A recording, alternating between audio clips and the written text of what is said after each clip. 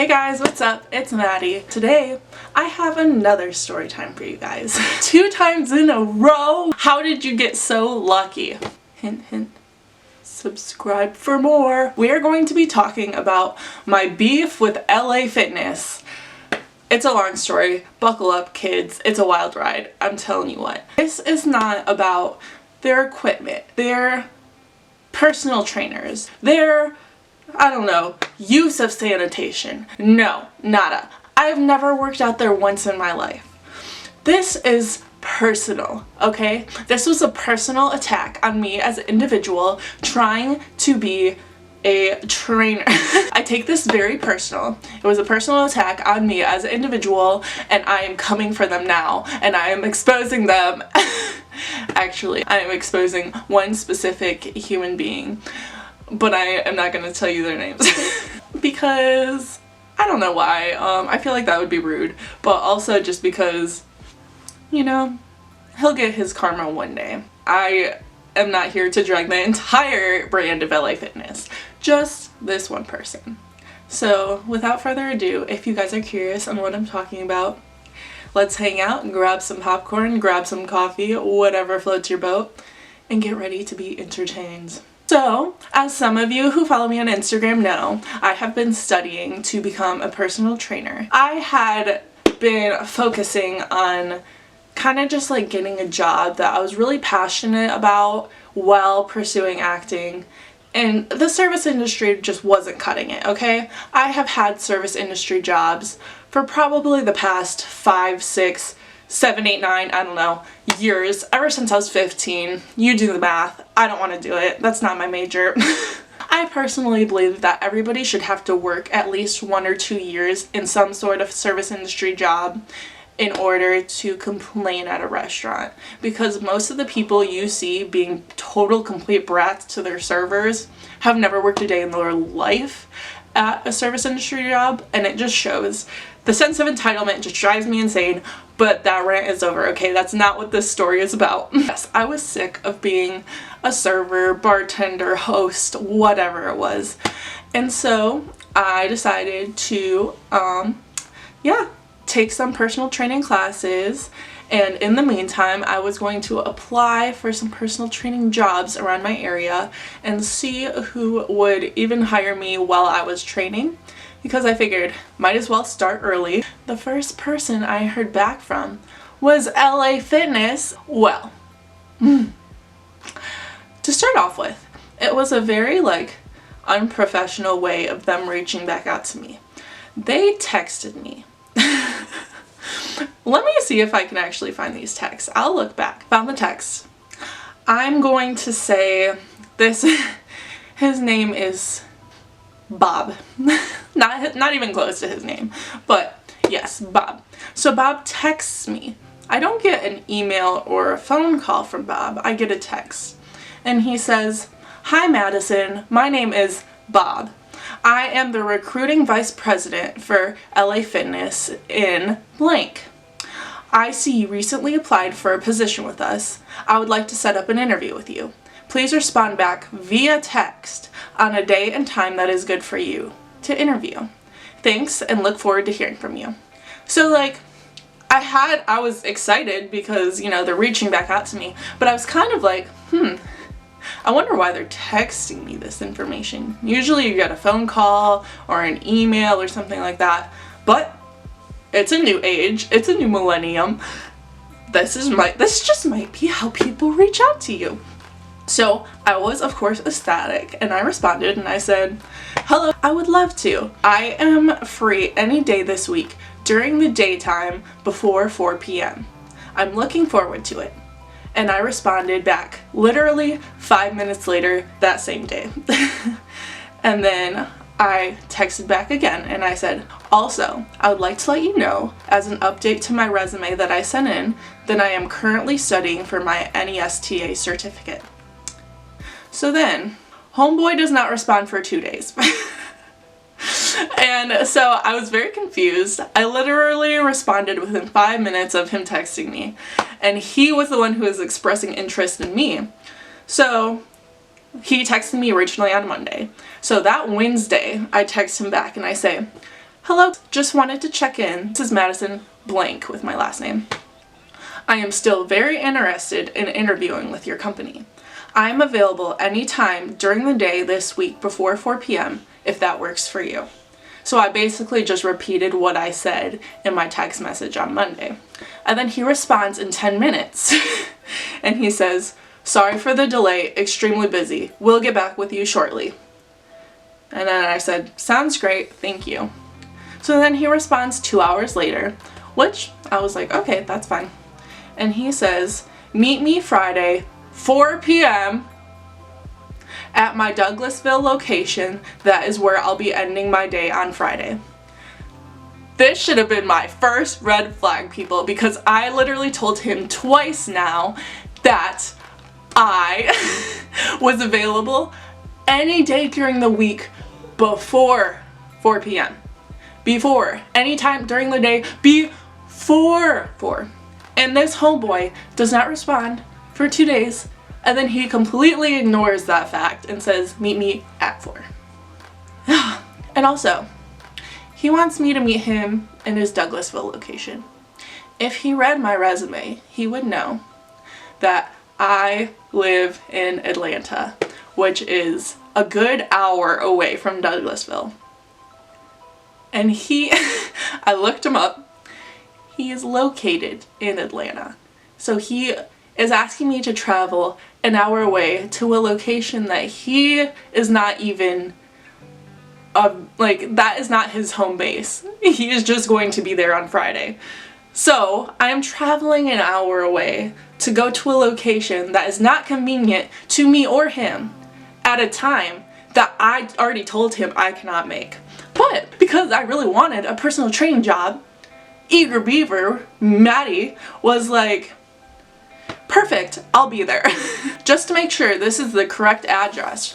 And then I sent him the address and he says, "Yes." And then I said, "Awesome. Thank you so much. I'll see you then." So this was all on Wednesday. So on Friday, I drive to Douglasville 2 hours early.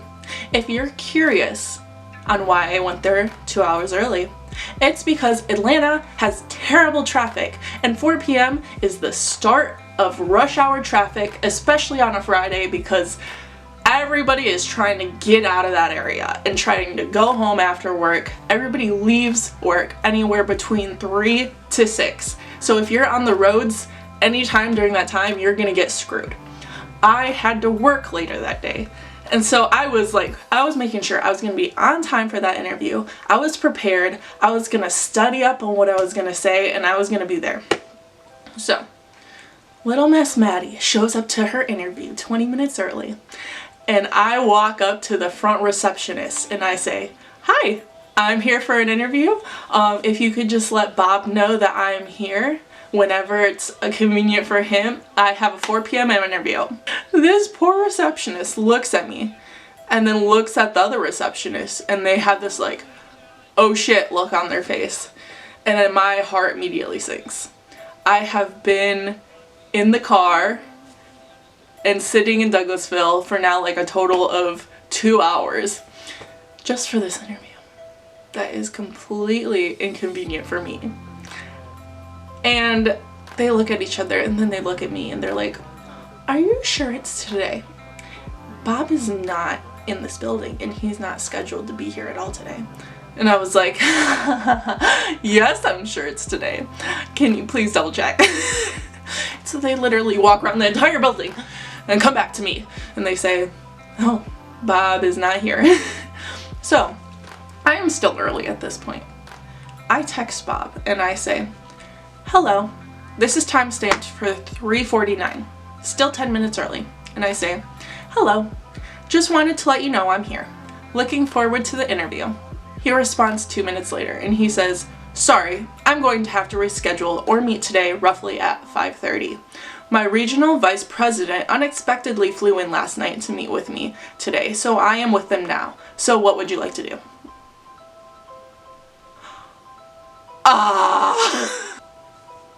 Okay, I am so confused at this point because if he flew in last night, you had time. You had literally like 24 hours to send me a text saying, hello, cannot meet with you, let's reschedule. But instead, you wait for me to drive an hour to a faraway location where you know you will not be, and then ask me to reschedule or to wait an hour and a half to meet you later, when I told you already that 4 already was not a good time for me. So I was already irritated, okay? So I text him and I said, I have somewhere to be at 8 p.m. tonight. That's an hour away. If I can get there by then, I can reschedule. Then I said, I mean push to 5:30 because I misspoke. And then he doesn't respond. So then I texted him, if that doesn't work for you, I'll have to reschedule. I live about an hour away from this location. And then he doesn't respond for 35 minutes.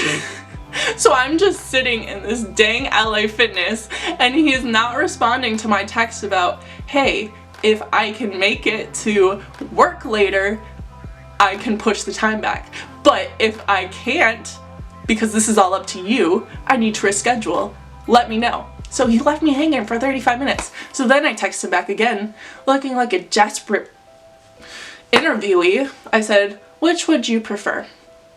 And then he waits another 20 minutes to respond and says, pick a day and time next week for a reschedule. I am still in Atlanta. This boy is in Atlanta. That is where I am from. He made me drive over an hour to Douglasville when he was in Atlanta, when he could have read my resume and knew I would be in Atlanta. Like, we could have avoided all of this in the first place. I was flabbergasted. So he made me sit in his freaking LA Fitness in Douglasville, an hour away from where I was, to literally tell me he was in Atlanta and that he was going to reschedule on me. I was shook, okay? I was sitting there for 45 minutes sucking my thumb basically while these receptionists looked at me like I was an idiot. So then I texted him back and I said, alright, I'll get my schedule later today, so I'll let you know.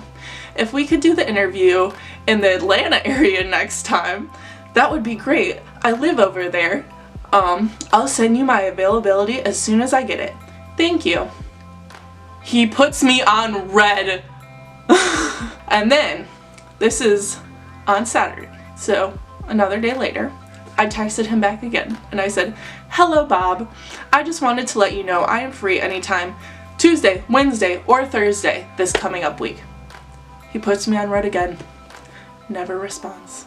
So yeah, just to recap everything, in case you missed out on some sort of tiny details that I might have just like significantly forgot. Homeboy does not listen to the fact that I could only interview any time during the week before 4 p.m.